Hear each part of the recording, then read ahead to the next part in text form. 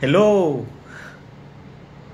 Ito palagi ko tong naririnig Mula nung bata pa ako hanggang ngayon. Ito.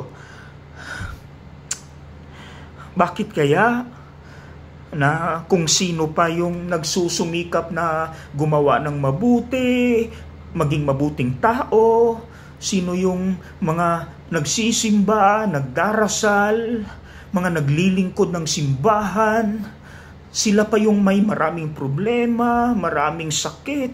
Hindi namin naiintindihan. Bakit ganon? Tingnan mo ang mga istambay. Hindi sila gaanong nagsisimba. Pero tingnan mo, wala silang problema, wala silang sakit. Hindi namin naiintindihan. Bakit ganon? Alam niyo ba? Yan ang nangyari sa Ebanghelyo. Basahin niyo. Sinabi ni Jesus, ako ay magdurusa, ako ay mamamatay. Anong sinabi ng Ebanghelyo? But they did not understand this saying. Its meaning was hidden from them so that they should not understand it.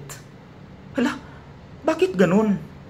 Its meaning was hidden. Parang sinadya ng Diyos so that they should not understand it. Hala, alam niyo anong meaning? Very consoling. Upang they will trust and hope in Him 100%. Kasi pag alam na nila yung susunod na mangyayari kay Jesus, they won't trust in Him anymore. Kasi alam na nila They won't have faith in Him anymore. They won't hope in Him anymore. Kasi alam na nila Pero pag hindi pa nila alam, they will trust in Him. Na Lord, alam namin makapangyarihan ka. Ikaw na bahala, Lord. Alam mo nang gagawin mo. We trust in you. Nananalig kami sa iyo na you will make all things beautiful in your time. Na pagkatapos nitong mga krus, merong resurrection. Faith, hope, and trust happens when you do not know what will happen in the future. You will hope in God. You will have faith in God. You will trust in Him because you do not know what will happen. But you believe in God's power na after all this darkness, these crosses, there will always be light. There will always be resurrection. Amen?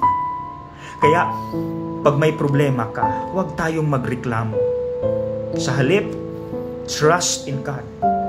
Hope in God. Have faith in God. Na after all these pains, these mga hindi natin naiintindihan, mga problema, mga sakit, God will give us the resurrection na para sa atin. Amen? Okay?